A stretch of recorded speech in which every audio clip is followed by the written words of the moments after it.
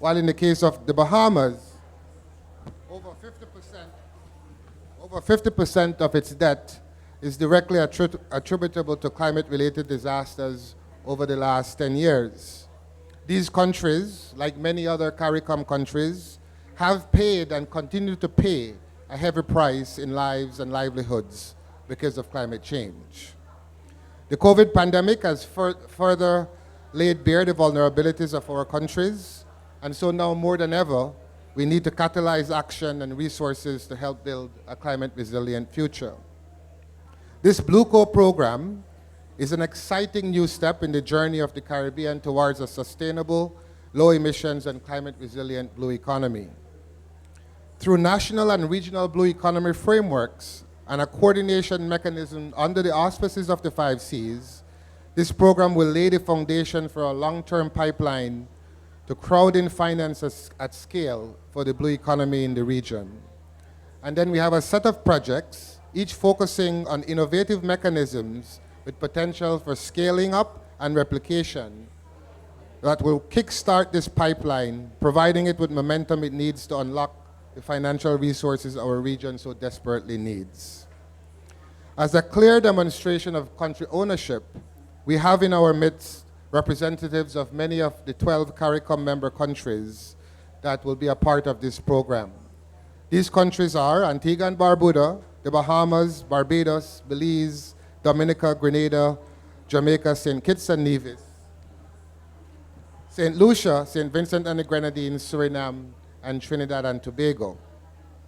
Here today, we have two champions of the region who tirelessly advocate for greater climate ambition and increased scale and speed of climate finance for SIDS.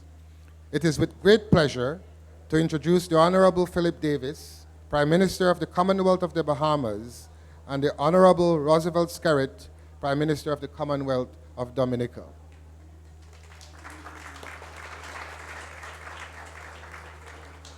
Ladies and gentlemen, I would first like to turn to Prime Minister Davis, who will speak to us from the podium. Prime Minister, you and the Bahamas have been a regional and global leader in promoting blue carbon in the Bahamas. Why is this initiative so important to the Bahamas, but also to the rest of the world?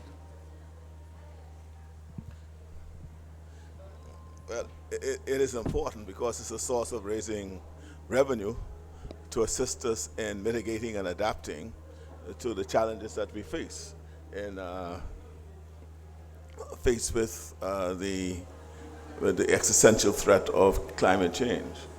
The industrialized world has not been responding to our needs, and therefore we cannot just sit and wait. We have to sit, be innovative, and think out of the box to see how we can help ourselves. And I think looking at our own biodiversity, doing the research, and determining how we can monetize what we find is key to our own self-help in addressing this issue of being able to adapt and to adapt and mitigate for this climate change. So now, ladies and gentlemen, having answered that question, I was asked to make a few minutes intervention on this issue of the Green Climate Fund Blue Co launch. And I start off by saying good evening to all of you here present. I'd like to acknowledge the presence of our Secretary General, Dr. Carla Barnett, of course my colleagues here from the Bahamas, and particularly those who lead our efforts in the monetization of our blue carbon credit, Mr. Anthony Ferguson and Mr. Bastian. And I don't see Mr. Fitzgerald, but he's somewhere around. Of course, my colleagues here sitting. We're here today because we are short on time, and even shorter on the resources needed to empower every nation in the world to respond to an increasingly dire climate crisis. We are approaching the tipping point from which there will be no return. At our current rate, the world will cross the 1.5 degrees Celsius threshold sometime between the next 2 decades. The window of opportunity is closing and closing fast. But it is not closed yet. And as long as there's even a small opening, just a sliver of time left for us to take action, there is still hope that we can save the world from the worst case climate change scenarios. I've traveled the globe representing small island developing states like mine, which have contributed the least to global carbon emissions, but are already experiencing the worst effects of climate change. Global inaction will soon threaten our continued existence as nations, but we will do everything within our power to avoid this outcome. The Bahamas is here this week at COP28 to invite the people of the world to partner with us and all vulnerable states to face this existential threat together. As a region, the Caribbean has seen the results of our advocacy take shape in the form of the Loss and Damage Fund to help us recover from the destruction already wrought on our nations. And we will continue to push for greater access to financing opportunities as we seek to protect our shorelines, build climate resilient infrastructure, and invest in a renewable and sustainable future. Through collaborative action, we'll also create new industries and generate demand for novel solutions. Solving the world's most pressing problems has always been good for business. We are entering an era of socially responsible investments, regenerative financing, and ESG finance. And the Caribbean is prepared to lead the way. In fact, if we want to continue to thrive as a region, we have no choice but to lead the way. My country has been hit by 4 major hurricanes over the past few years. Over a third, near 50% of our national debt is directly linked to the impact of storms, causing billions in damages that threaten the economic and fiscal health of our nation and people. With the situation projected to worsen at its current rate, we have gone all in on making the necessary investments to solve our climate woes. Our future as a nation depends on us solving those issues.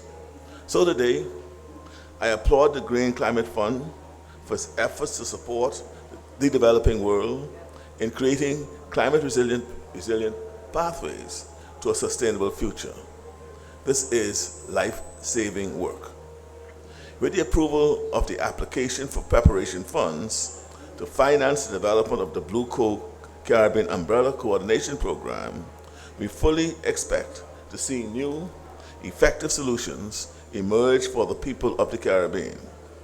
The Blue Coal Caribbean project will provide the foundation for strategic investments at a scale not possible without embracing the spirit of cooperation and co-investment through Caribbean-targeted, climate-focused investment opportunities. Through this platform, Caribbean nations will be empowered to strengthen their blue economy frameworks and develop data-backed projects that can then be replicated and scaled across the region. My nation, as one of the world leaders in the research and development of blue carbon credits as a viable source of revenue generation, looks forward to the ways that the Blue Coal will strengthen the Bahamas' research and mission to develop homegrown solutions that can fund a climate-resilient future for our people. It turns out that saving the world isn't just good for people, it is also good for business. Just yesterday, we were privileged to host a discussion on the Bahamas Sustainable Investment Program, which will generate up to $500 million for climate-related investments. This is a testament to our commitment and resolve to generate our own innovative solutions to the climate crisis. And we are by no means standing alone. With those comments, I will then sit and answer the rest of the questions that you may have. Thank you very much. Thank you. Thank you, PM.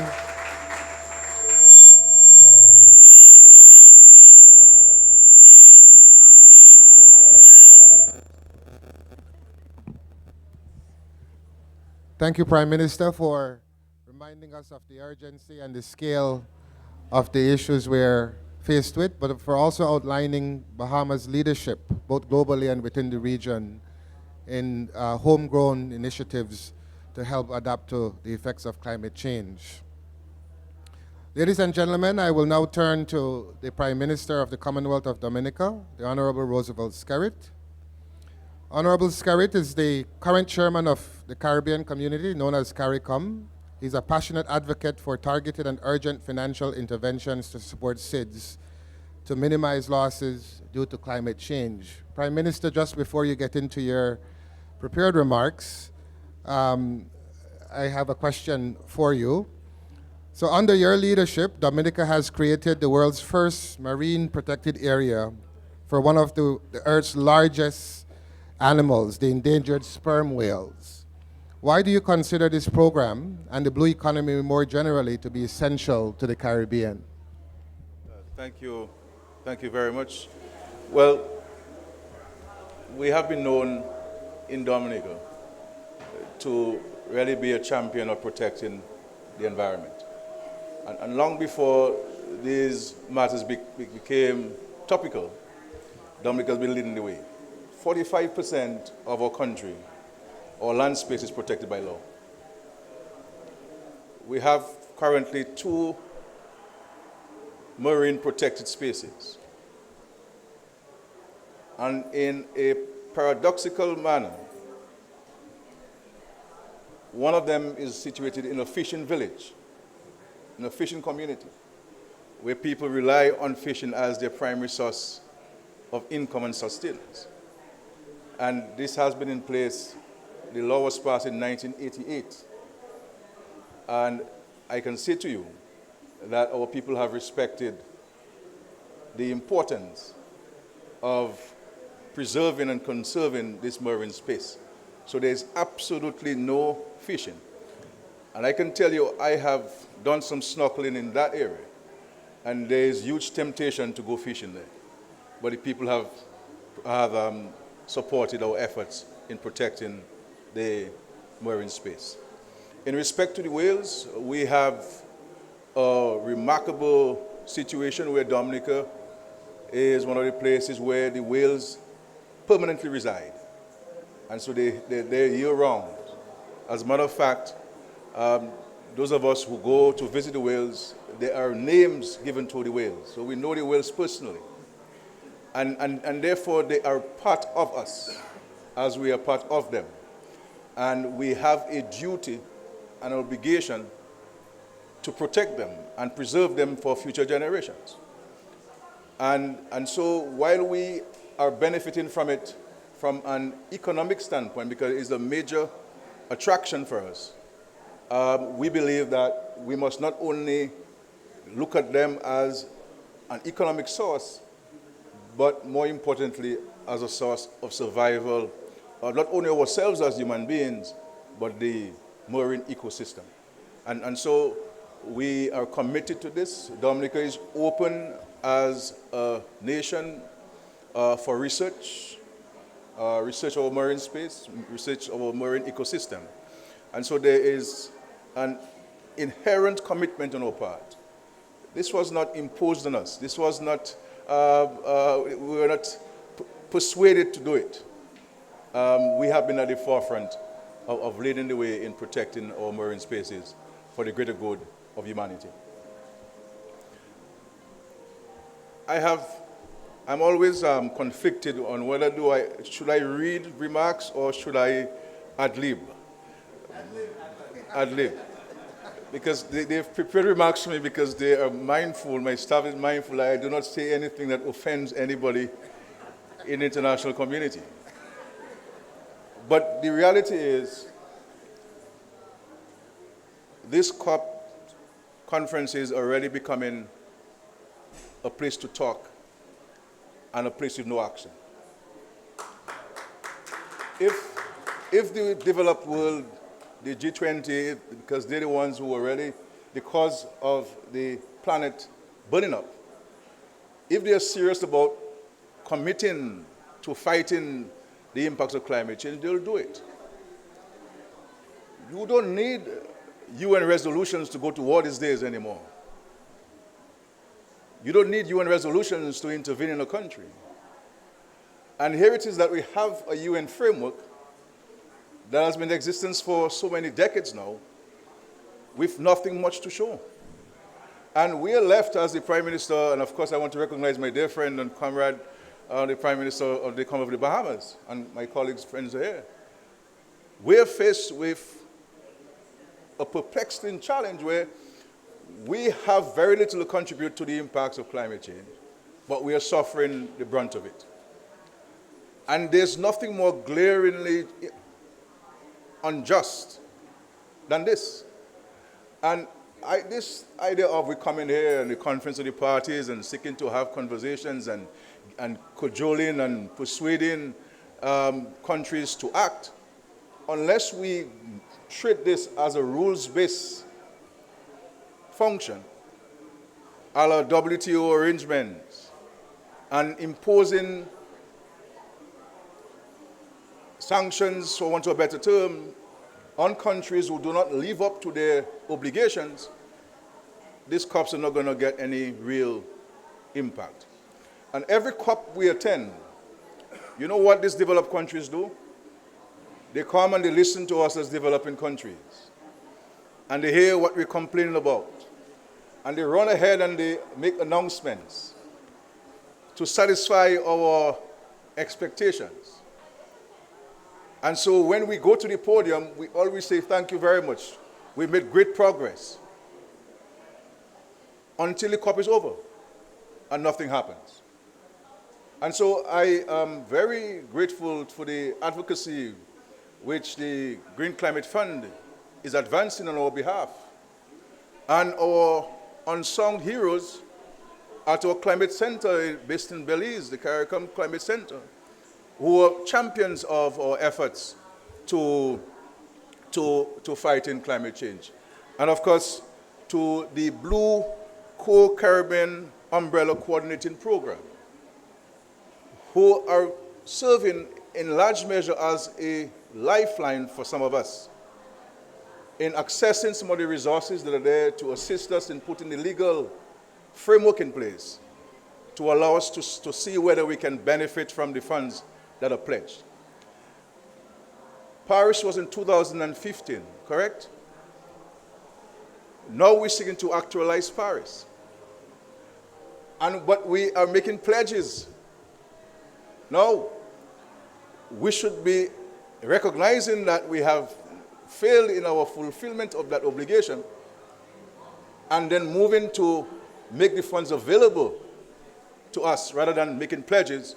And we know that pledges made are usually not delivered to us. You know, it's like we come from the Caribbean, there's a radio fund, and people call to make pledges, and if you collect 10%, you're lucky.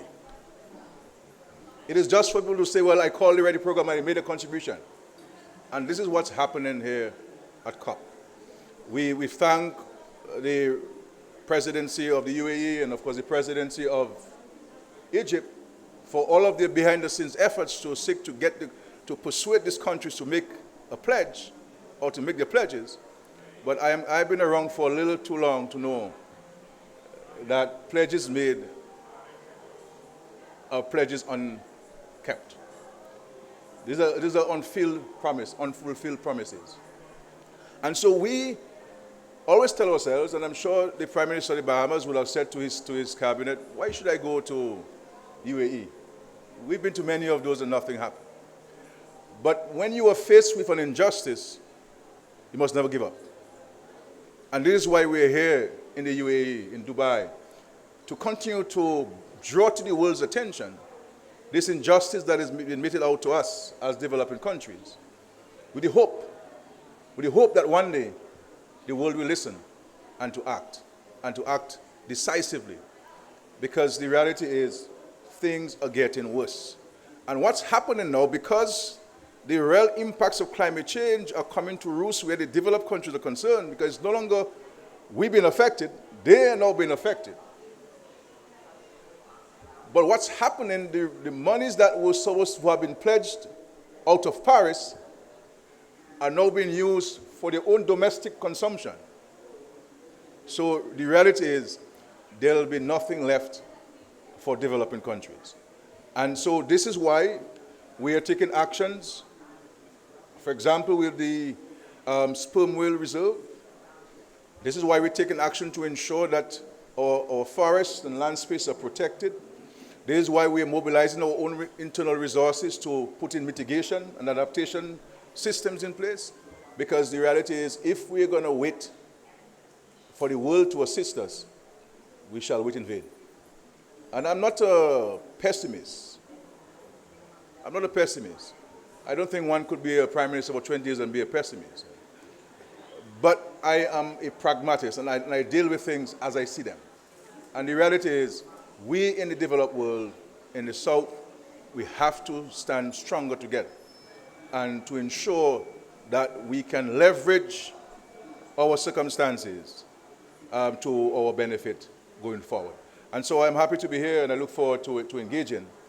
But we have to press on, and we have to call it out and get these people to assist us. And you heard the speech of the UN Secretary General, and he pointed out to us how much money was spent last year on wars. So if there is money, there are lots of funds out there. It is that those countries are not recognizing that it is their obligation to assist us. And we have to move, I believe, to move the international court and get a decision on who is truly responsible for our circumstance and what is the compensatory mechanism that they should put in place to ensure that we get what we want. And so this, one of my colleagues said this morning that this is a noise reduction strategy on the part of the developed world. So they throw something at us so that we go quiet and say, thank you very much, we're making progress. $500 million is not progress after so many years, because things have gotten worse. As a matter of fact, when we signed the Paris Accord, and this is why I've always advocated, even if we sign it, that for the Paris Accord to make sense, it has to be legally binding. We saw what happened in the United States when President Trump came into office. His first president executive action was to get out of the Paris Accord. We're in countries now that were so forthright and forward with the action on climate change, just saying, look, we're going to have to push back our targets because we have to drill more. Our economy needs more. And so there has to be a very sincere, transparent, honest political discussion. Telling us to come on the podium for 3 minutes to speak on behalf of our country does not make sense where the issue of the planet is concerned and the urgency of it. I believe that we need to have a sincere, honest, and transparent political discussion among leaders of the world and to arrive at sustainable actions to protect the environment. And if we fail to act, I think history will not be kind to us. History is not going to be kind to us as current generations in respect to what we have failed to do, what we did to the environment, and what we have failed to do in repairing the damage that we caused to the environment. Thank you very much.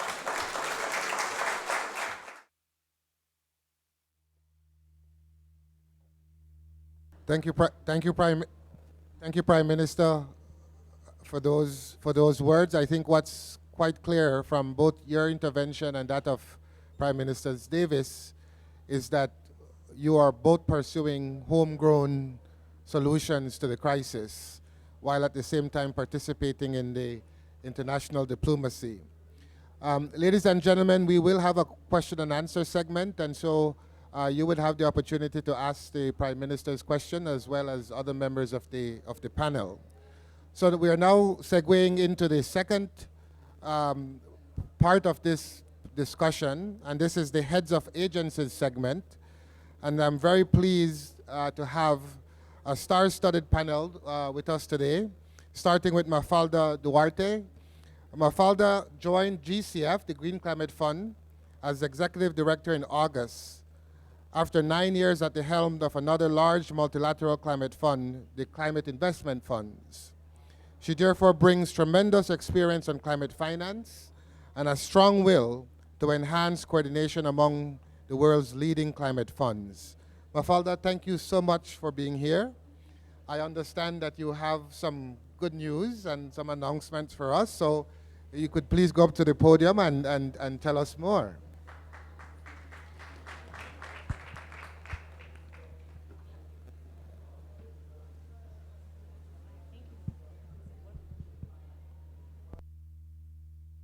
Hear me? Is it good? Okay, very good. Thank you very much, Excellencies, Honorable Prime Minister of the Bahamas and Honorable Prime Minister of Dominica. I was told that there's a way to pronounce Dominica. Am I pronouncing correctly? Good. And Colin and President of CDB and Sanjayan, it's a pleasure to be here with you and all of you. Actually, I was listening to you, Prime Minister, and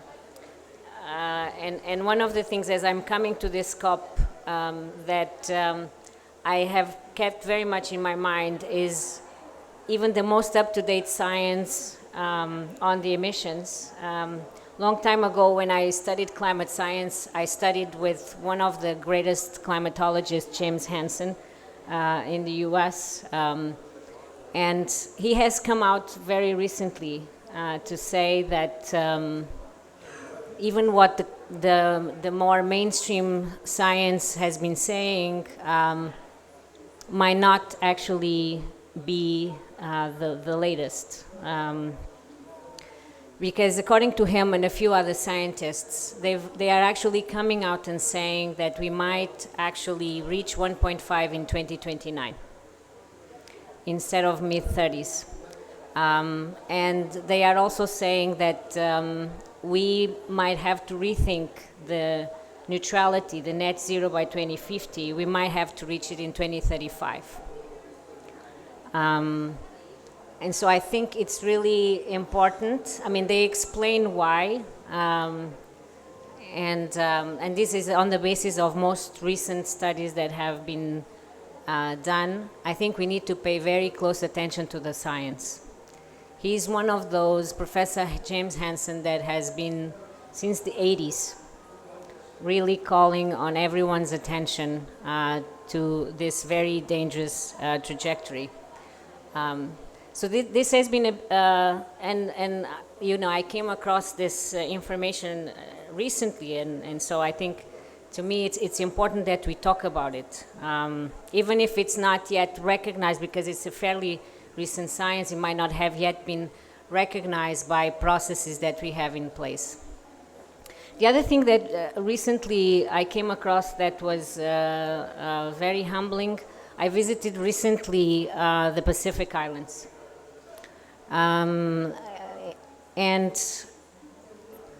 they held their annual Heads of State forum, and I engaged with some of the heads of state there, and hearing from them that the conversation right now is for those countries that most likely will not have land in 2-3 decades. The conversations in the UN is about will we retain those oceans, which they call home. So again, you know, this is another piece of information that should be very humbling to all of us and makes us really think. And really try to put ourselves in the shoes of, I know, this is the same with you. This is what you small island developing states are dealing with. So I think we really need to a different level of commitment and ambition. I just wanted to make this, before coming to the announcements, I just thought of sharing this because we are heading in a direction that is really an existential crisis, and not one that is demonstrating the solidarity and the justice that is necessary. But coming to the Caribbean, and when I was in the Pacific, I was thinking about Caribbean because Caribbean faced with the same challenges, similar challenges as Pacific Islands. And again, the numbers are quite large. Caribbean needs approximately $175 billion by 2030, according to some estimates, to fortify marine biodiversity, enhance the sustainable fishing practices, enhance coastal defenses against climate change. But the estimates also show that only 10 billion have been invested since 2015. And again, time is not on our side. I think the pace of the impact will accelerate, and will probably accelerate more than what we expect. And of course, Prime Minister, as you Colin, I hope that you don't mind that I treat you by Colin. As you said as well, again, it should make us think when a country like Dominica suffers a hurricane that basically implies more than 200% of its GDP impacted. I just need to pause a little bit and think about these numbers. So we really need to see a different level of ambition, and we need to see action, and we need to see swift action. When it comes to blue economy, the Green Climate Fund, we have been investing in blue economy globally. We have committed 1.3 billion across a number of countries, and these investments are expected to benefit 220 million people. We've also have a portfolio of investments in the Caribbean, around 500 million, but for blue economy, still very limited and far from where we need to be. So clearly, in that context, is a real pleasure for me to be here, and in order to contribute to bridge this financing gap and really spur blue economy investments throughout the Caribbean, it's great that we are now working on this program, the Blue Co Caribbean Umbrella Coordination Program, that will support all 14 countries of the Caribbean. So we will be supporting national and regional blue economy frameworks, as you have heard before, also the regional coordination mechanism to ensure the coherence of projects under the umbrella, and it's going to be housed by the 5 Cs. And importantly, very fundamentally, this co-investment platform, because we need investments, we need action, we need results on the ground. This co-investment platform to scale up in investments in innovative financing projects that might have the potential, and will certainly have the potential for replication. So it's great to see some of those projects, the potential investments that will come in a natural asset company in the Bahamas, or the financing of a marine spatial plan in Barbados, amongst other innovative projects. So it's a great pleasure to announce that we have committed the $1.2 million to develop the program for our board's consideration, and I hope that we are swift in conducting the studies and the consultations that are necessary to ensure that this program is founded in the science, in the best practices, and the highest standards, and that, of course, countries and communities can co-design the program. This program, when approved, will be accessible to governments with very constrained fiscal space, but also to the communities whose resilience we hope will be strengthened in the face of climate change. So to finish, let me thank the country representatives and leaders, including Prime Ministers Davis and Skerritt, for their pivotal role in shaping the Blue Co. Also to TNC, Conservation International here, Carbon Management Limited, the Caribbean Development Bank, and the 5 Cs for their continued support as we work collectively to tap into the vast potential of the blue carbon financing in the region, as the Honorable Prime Minister mentioned. We need this financial innovation, and we cannot afford to really be continuing to think small or incremental. So we hope this is just the beginning of a much significant package of investments that the region will benefit from. Thank you very much.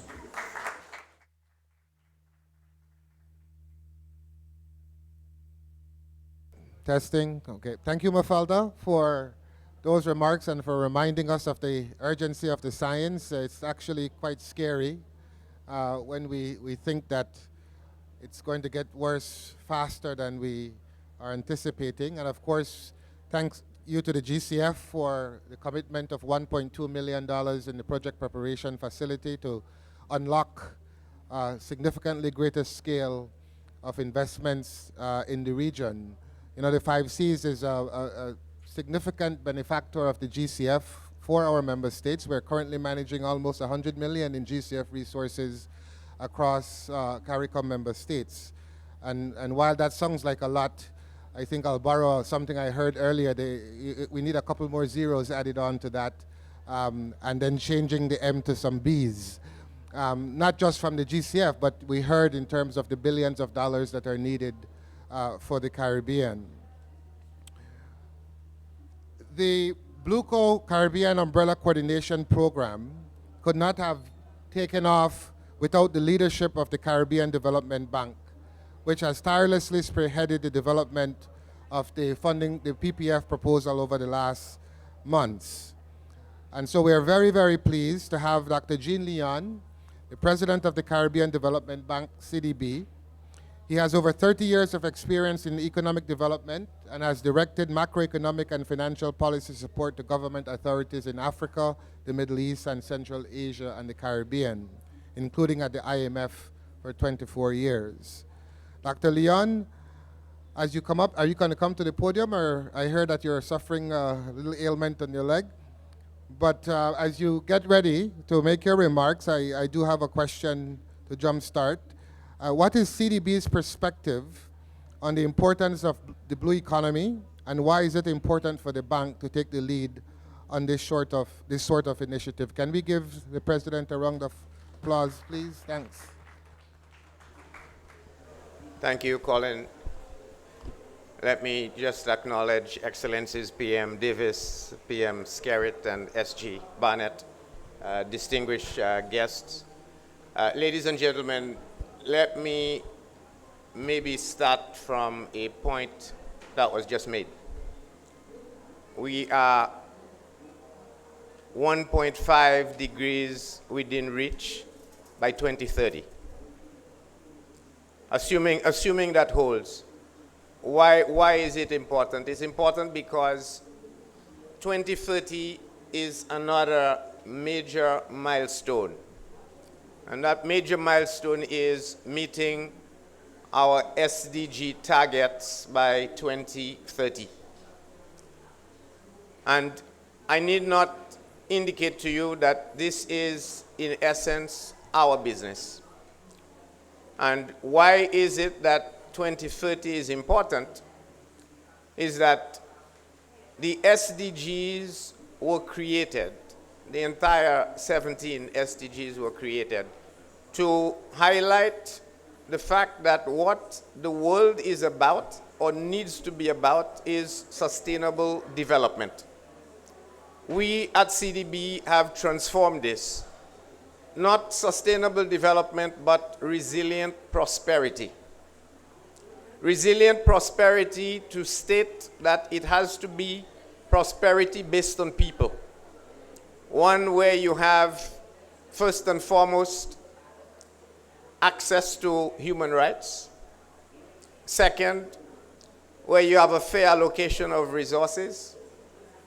And third, where you have fair and equal treatment. And if you don't have that, you're not going to get prosperity. You are not going to have livelihoods that can be met. You are not going to have longevity. And in fact, that helps us to crystallize the one thing that stands here is that one of those SDGs, SDG 14, life underwater, which is what we are talking about, is meant to provide the economic diversification to allow livelihoods to be promoted. Whether it is we find greater resources in the marine ecosystem, or for that matter, being able to monetize, as PM Davis has said, the seagrass that he has now discovered, or the ability to generate pharmaceuticals from the various ocean fauna that we have, or to use the oceans even as carbon sinks. All of those become opportunities to be able to promote it. But what we do know is the only way you promote things is if you have adequate investment into that particular space. And therefore, investment in the blue economy is one of the key areas through which we can begin to attain not just SDG 14, but the potential of resilient prosperity for our people. And it is also no secret that almost no investment is going into the blue economy. I think last we heard less than 100th of 1%. Less than 100th of 1% has been invested in blue economy. And therefore, we are not serious about making the blue economy a large part of attaining resilient prosperity. Now, that is doubly important because climate change, as we know it, and that's why I started with 1.5, climate change is going to have a significant impact on the very potential of using the blue economy. One, because it's going to likely destroy the whole marine ecosystem. It is going to destroy livelihoods of near coast and near offshore elements of the coastal space. It is going to destroy water security that we need. It is already impacting food security issues in our region. It is going to prevent us from being able to simply advance livelihoods as we know it on that basis.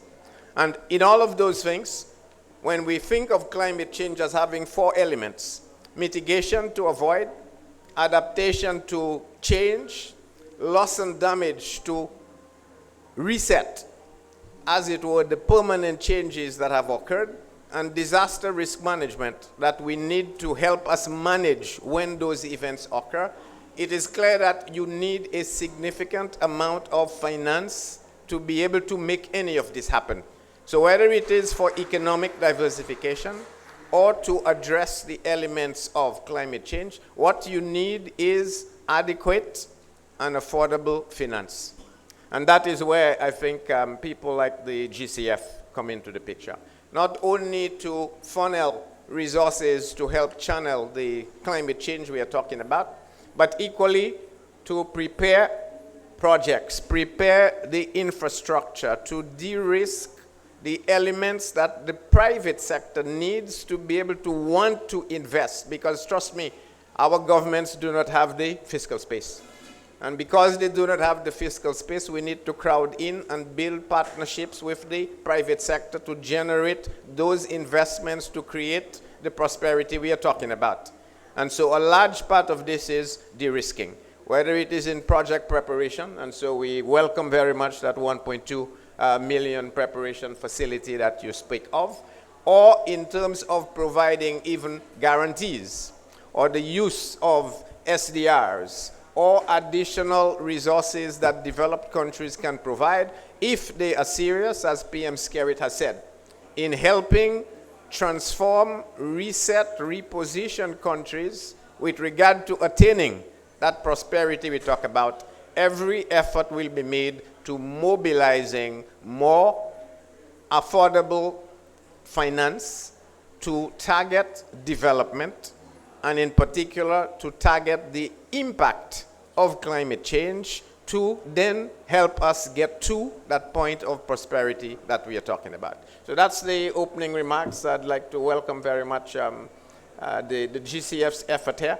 And to the audience's, of course, questions, I'll be happy to answer. Yeah, thank you.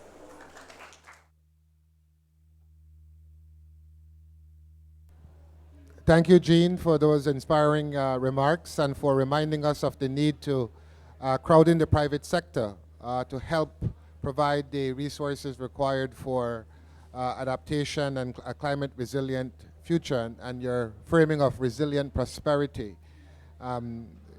And for echoing the 1.5 to stay alive, because as you rightly said, according to the IPCC's work and work done by Caribbean scientists as well, if we were to get to 1.5 degrees, we're looking at potentially between 70 to 90% of our coral reefs that would not make it, would not survive. And if we would think just for a second of what that would mean for lives and livelihoods in a place like the Caribbean, you'll get a sense of the scale of the challenge that we have. As I mentioned earlier, the program, the BlueCo program, will include a set of projects focused on innovative finance for the blue economy, each with the potential for scaling up or replication across the region. To delve into this component, we have with us today Dr. Sanjayan, conservation scientist and CEO of Conservation International. Since assuming the role in 2017, he's helped double the organization's size and impact while overseeing the launch of record-setting forest restoration initiatives, first of their kind Blue Carbon projects, and the multilateral Blue Nature Alliance. He has hosted award-winning documentaries in partnership with PBS, BBC, and National Geographic. Dr. Sanjayan, are you going to come up to the podium? A round of applause.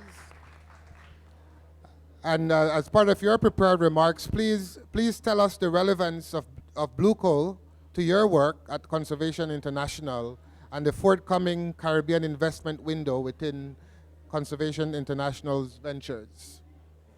Thank you.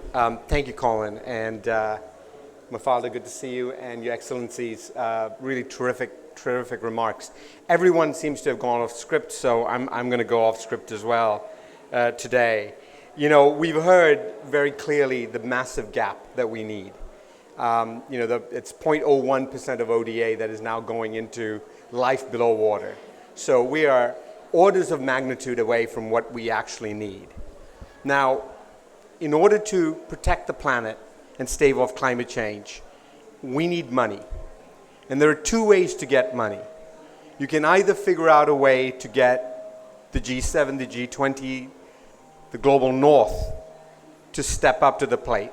And we should do that. And you heard eloquent speeches today, and you will continue to hear them this week, about the role and responsibilities that the rich nations who have created the vast amount of the challenges that we see today have to play.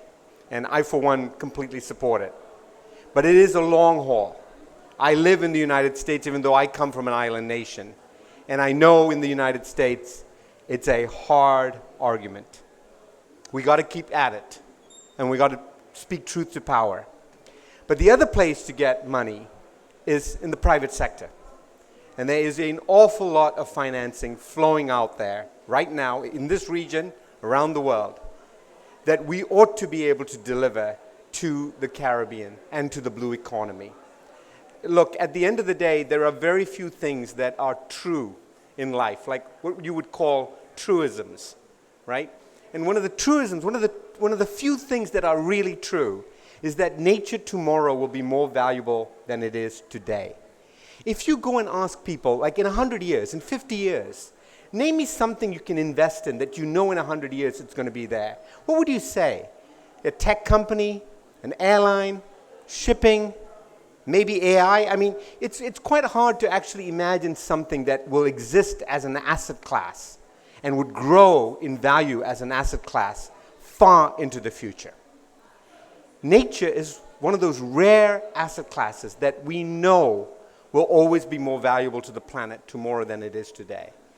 And in the Caribbean, you have nations that have political will, that have created marine protected areas, that have gone far above and beyond the threshold set by the world for what is responsible So we have the policies, we have the leadership. I mean, I've rarely seen a prime minister speak so eloquently about sperm whales. I mean, it's a pretty remarkable thing to hear that. So this is not because the will isn't there. For us, the trick here really is to change this narrative and to figure out how, if we know it's going to be more valuable tomorrow, how do we figure out how to invest in it today? Now, Conservation International is a conservation organization. We work in the global south. But one of the things that we have really managed to do is create this thing called Conservation Ventures. And what we've done with Conservation Ventures is really to fund early stage companies, not venture companies, but early stage companies, and allow them to grow and really attract private capital at scale. It's small, it's an experiment, but it's incredibly successful. So in the last few years, we've funded probably about $13 million of seed investment that has attracted about $87 million of further investment in those businesses, about 40 businesses in exactly the kind of things that 70% of the Caribbean economy is actually driven out, small and medium-sized businesses. And if you can create those businesses to be reliant on the blue economy, to be part of conservation rather than opposed to it. Look, the old thing that conservation always used to come and say, like I used to say, is that we need to balance development with nature. Guess what? You're never going to win that game. They will never balance it. Development will always win out. The businesses will always win out. That is why we have a tiny, tiny, tiny part of this whole agenda. What we really need to do is link the two. If we can link it so that the success of the business is dependent upon a thriving nature, and thriving nature is dependent on the business, now you can actually have a self-perpetuating mechanism for sustainable financing in the long run. So we're delighted to be part of this group, delighted to work with the Green Climate Fund. We've had wonderful partnership with the Green Climate Fund in Africa, in Asia, and now in the Caribbean. We know this region well, and we've been funding here for quite a long time. And I really look forward to working with all of you, sir, to really create that blue economy through a particular window in our Conservation Ventures program. Thank you.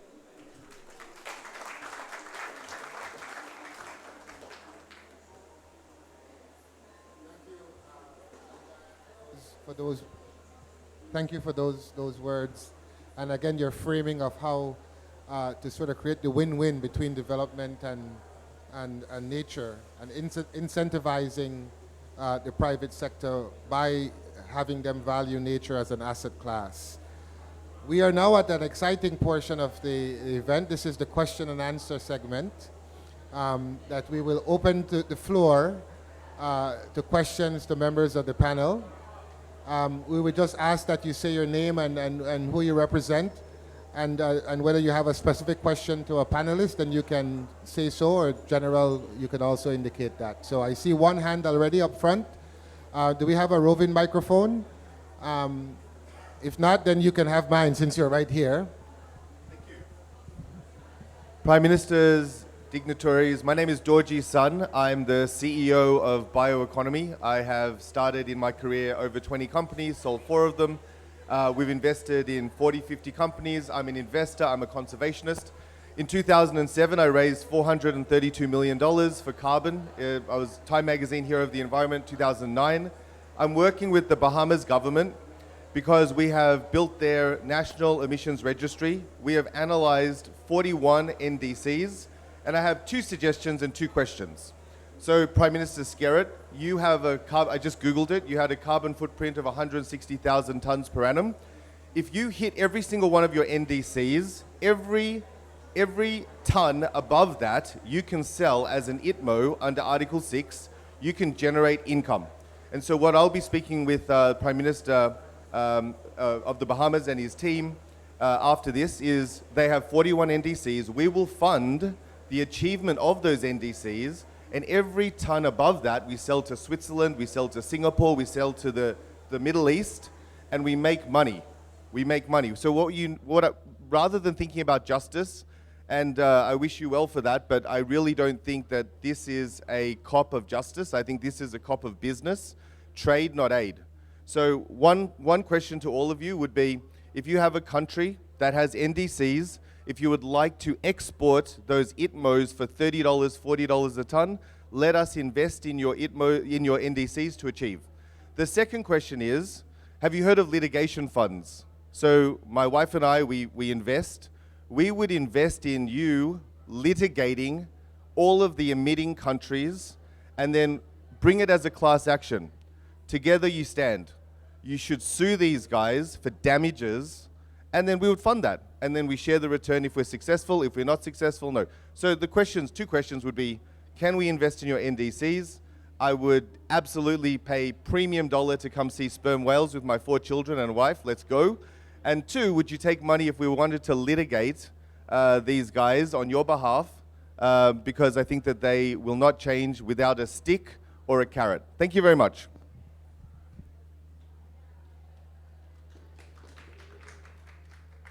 Do we have any other questions before? We maybe take a couple and then, okay, the lady in the, sorry, yes.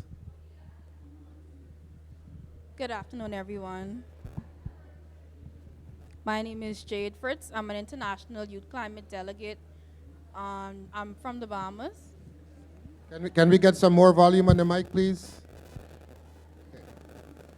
Any better? Okay. My name is Jade Fritz. I am an international youth climate delegate for COP28. I'm from the Bahamas. My question is, I noticed a lot of the conversation today was about all different organizations in the program. What provisions, if any, will be made for youth to be a part of the program? Can you speak a little louder, please? Sorry. Will there be any provisions made for youth to be a part of the program? Youth engagement in the program. Maybe you answer that. Maybe you answer that one.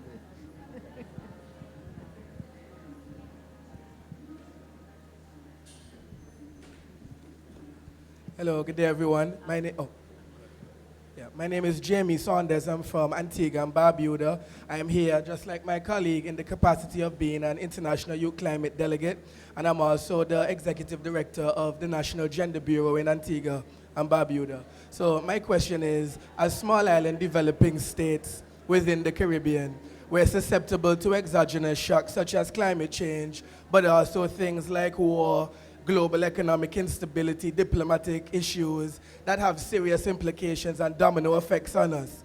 So my question is, when we look at all of these intersecting and compounding exogenous shocks, how do we actually sustainably maintain development and prosperity when we have to continually rebuild our infrastructure, when our economic policy and social programs are decimated by what's happening globally? How do we actually sustain progress? That's my question.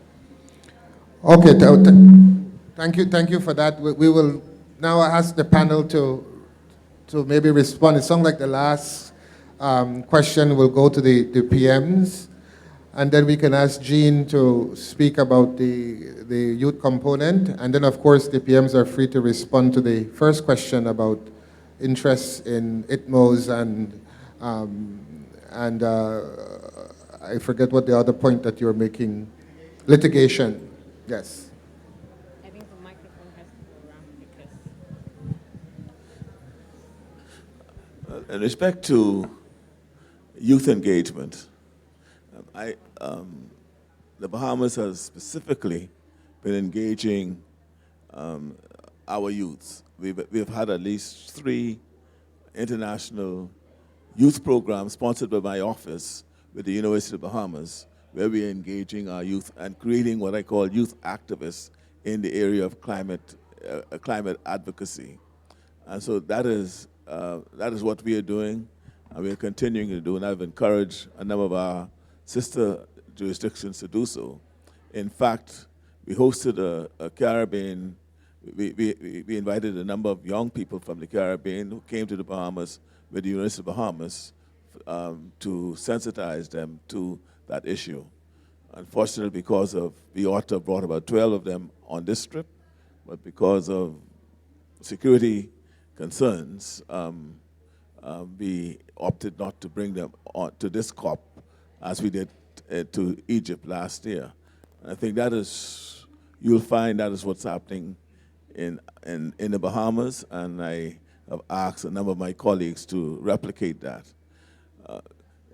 Insofar as the litigation fund, I'm aware of aspects of that. We are in the common law jurisdiction. We have to be concerned about a term we call champity, but there is that ability. What we have done, the Association of Small Island States, we have sought an advisory opinion from the International Court of Justice to determine, we believe it's a tort, emissions, and we ought to be able to hold countries responsible for what they have done. And we await, the hearing started, I think, in October, and it's been postponed to January. And so we are waiting for that advisory opinion.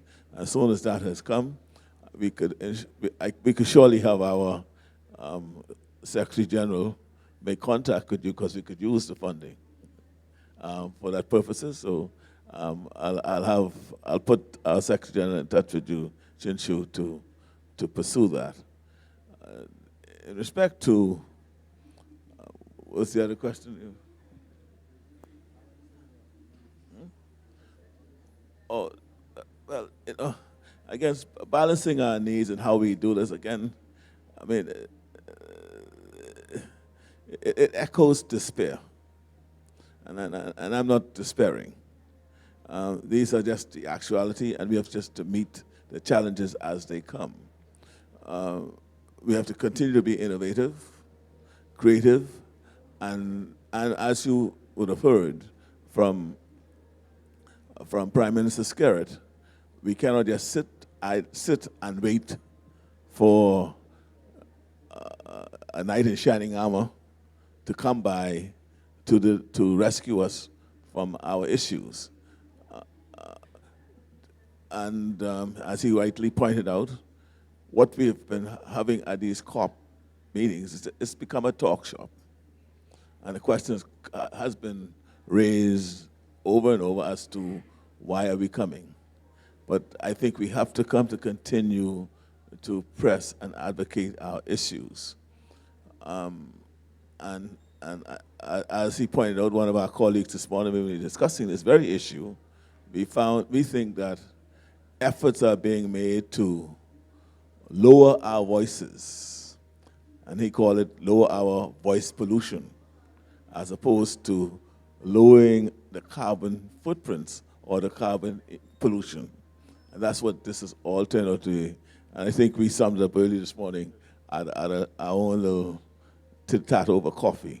And I think that's the message that we'll take tomorrow.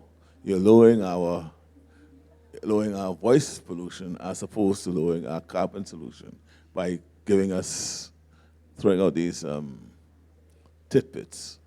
And that's the reality of life. So we cannot despair. Our circumstances are what they are.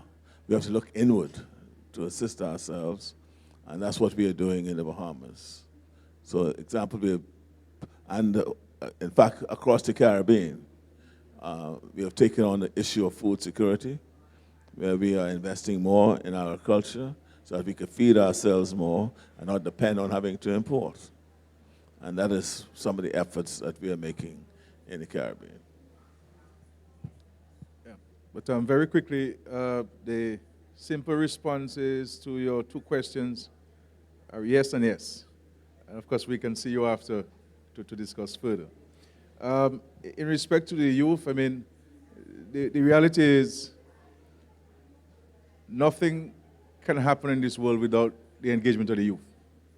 If you want real change, then you engage the youth. But what I believe that the current generation of young people need to do is to be engaged and be engaging and be informed of the realities that we're confronting. And so it's important for young people to inform themselves, educate themselves, and thereby empowering themselves with the knowledge that's required to play their part in fighting these effects of climate change. Because the reality is, in large measure in the Caribbean, the advocacy on climate change rests with the government. And I don't think that the society, academia, the private sector, etc., understand the existential threat that climate change poses to us. And we can't leave it to the governments only. Then you speak of the exogenous shocks, which we have been confronting over our entire existence in the Caribbean. And how do we survive? That's a very interesting question that requires some time to explain to you how we've been able to survive. And again, the point is that we have to be more engaging. Sometimes we are blacklisted, but the only person who you may hear speaking about this, defending our patrimony, is the Prime Minister and his cabinet. The private sector remains quiet. The church remains quiet. The youth organizations remain quiet. The private sector remain quiet. As if this is a battle between a prime minister and an international organization. Not recognizing that these are all exogenous shocks against our economies, where we're trying to create opportunities to create wealth and create jobs and sustainable jobs and to grow our economy and to counteract the effects of climate change and other exogenous shocks. You are being sanctioned for doing well and wanting to be independent and seeking to raise the resources required to sustain these economies. I mean, if you were to study what the Bahamas have been able to do over the last several decades, notwithstanding all of those natural disasters, it is really extraordinary. And the same can be said for all of our countries within the Caribbean community, that the wealth that we have been able to generate in our economies come from our hard work, from within our systems. We were impacted by this hurricane in 2017, but 98.5% of the resources required to rebuild our country came from our own sources. So I'm happy this question is asked by a young person, but I would like to see a better appreciation of those realities expressed and articulated by our young people throughout the Caribbean. I find we engage ourselves too much in the negatives and why this is not in our countries, why is government doing this? We have to ask a question in context and with a background and understanding the realities of the current situation, where you really have to do some real magic to cause our country to sustain. And we have been successful, I can say, in large measure in these islands, in respect to sustaining our economies, creating opportunities for our people. You go to the hospitals in Canada and United Kingdom and United States, and our medical practitioners and scholars are there. Our nurses, our doctors, our pharmacists are all running those hospitals. You go to our schools, you go to the private sectors in these developed countries, and we paid for these people to be educated and to have the skills that they have, contributing to those developed countries. And these are skills and resources that we don't have access to, but we have to spend, and notwithstanding, we are still able to sustain ourselves. Albeit not at the level that we would like to be, but certainly we're able to do well for our people in this circumstance, notwithstanding all of these external shocks. I mean, time is of the essence, so I would like to engage you and all of you young people a little more on these and other issues. Really, we have concerns where young people are concerned in the Caribbean community. Thank you. And then, Gina, a short response. Yep. Thank you, Colin. I want to touch on 2 points that are linked. One is on the issue of youth.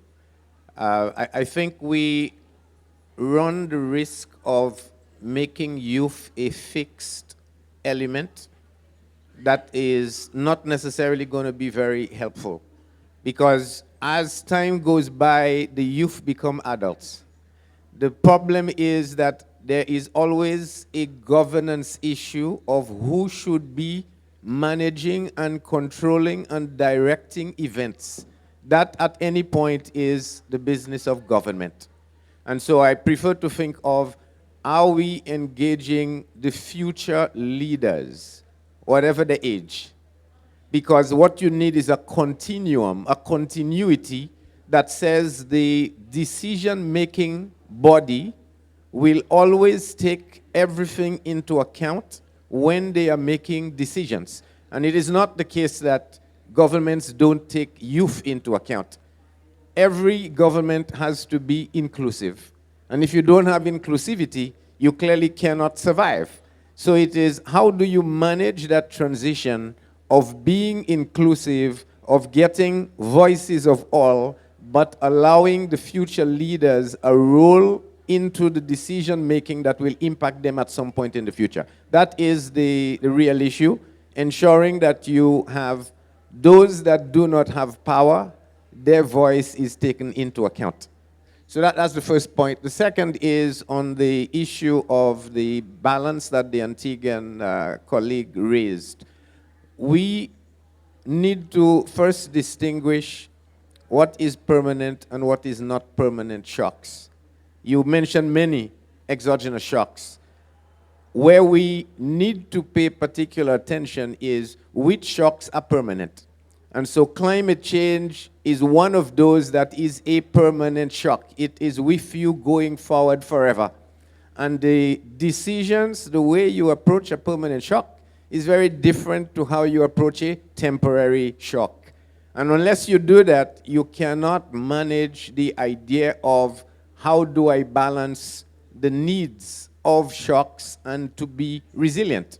And as we've indicated, the outcome is resilient prosperity. Prosperity that is based on people, prosperity that can withstand shock, so it is resilient, prosperity that is shared to ensure fairness and appropriate allocation of resources. And if you stay on that line, then you have the points of guidance that allow you to build policies that tackle what is current and what is medium and what is long term, because your eye is on the prize. And the prize is the people having prosperity. Thank you. Thank you. Thank you for that, Jean. Ladies and gentlemen, we are running out of time. We have just a few minutes more, but before we continue, I do want to acknowledge the presence of two premiers, one from the BVI and from Bermuda. Thank you for being with us today, sir. And we started a little bit late, so I will use moderator's privilege to go over by about 5 or 6 minutes. So if you have one burning question, go there. But in the meantime, I will go back to Mafalda with a question, and then we will go to the hand that I just saw, the lady in green over there. So Mafalda, this Blueco program that we are discussing today is a 12-country program, and it certainly stands out among GCF projects. We know that you have recently been at the GCF since August, and this program is tailored to the most pressing needs of the Caribbean. Is this a taste of things to come? Thank you. So we are starting a new phase of programming to 2024-2027. We have a new strategy approved. We also have, early October, we had our pledging conference. So we will have a new amount of resources to deploy. One of the objectives of this, I also laid out my vision in the UN Climate Ambition Summit in September. This type of program fits extremely well. And as I was saying, I hope to see it come from development to implementation swiftly and potentially then expanding it even further. Because the strategy and my own vision is targeting the most vulnerable, and clearly small island developing states and Caribbean are among those. The strategy also speaks about, and again, something that I share, working with the regional and national organizations, so that it's actually, the people that are in the countries developing these programs and implementing them, because you are closer to the reality and you are closer to the needs and you are closer to how we should be actually delivering with relevant partners, of course. This is another point with the strategic partnerships. So this is certainly something that I expect to see more, and areas that are underinvested. And as you said as well, in the Caribbean, blue economy is underinvested. There are other areas, and this week it's good to see in this COP the COP presidency bringing to the fore certain areas that have been underinvested, like health, education, early warning systems, which the UNSG has been spearheading as well. So there are those areas, and blue economy being one of them. So this program fits really very nicely with the new strategy, with the ambition of GCF as we enter into this new phase, and part of my agenda as well, and I will count with your support and of others, is the simplification of access agenda, which I know is very dear, very important to all developing countries, to the SIDS in particular. So I count on working with many of you in getting that going as soon as possible. Thank you. Thank you, Mafalda. We have one last question to the lady here. You want to take it there, Ben?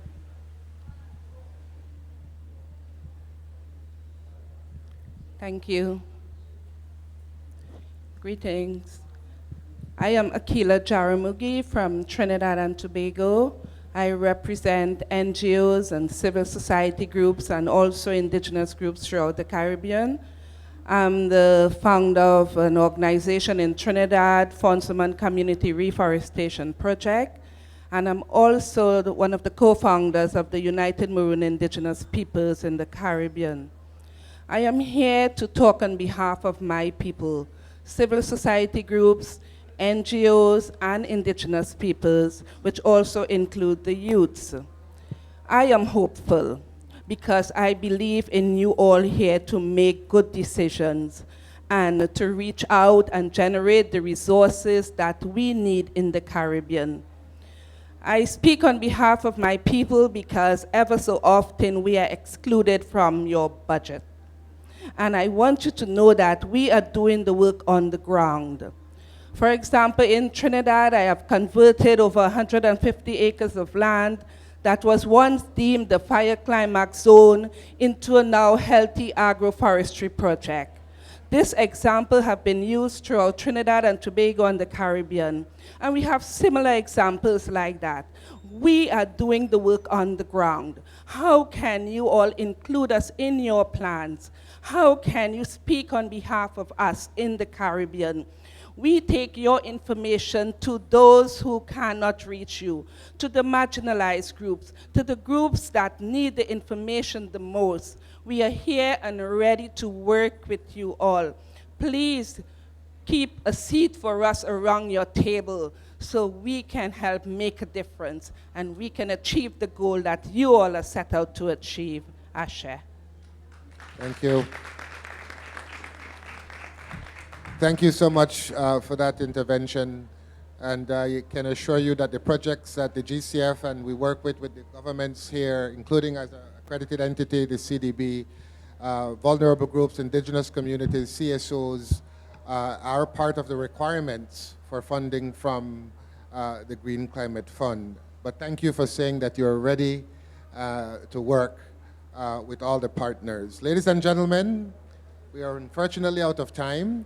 And this concludes the Blue Co Umbrella Coordination Program high-level event. We are absolutely grateful to all of the speakers, but especially the two prime ministers who have been able to spend the last hour and a half with us, even though this is a very, very busy time for them. We want to acknowledge and thank Mafalda Duarte, the GCF Executive Director. She also has a very busy schedule, like all of us here at the COP. And of course, Jean Leon, the president of CDB, as well as Dr. Sanjayan from CI, for such a rich discussion from all of the panelists today. I hope that this event has given us a foretaste of what Blue Co has in store for us and how we can work together for a more sustainable, low emissions and resilient future for the Caribbean. And of course, we want to thank all of you for being with us today and for joining us as part of this conversation. Thank you very much. We would like to ask the panelists to stay for a photograph with all of us on the stage, please.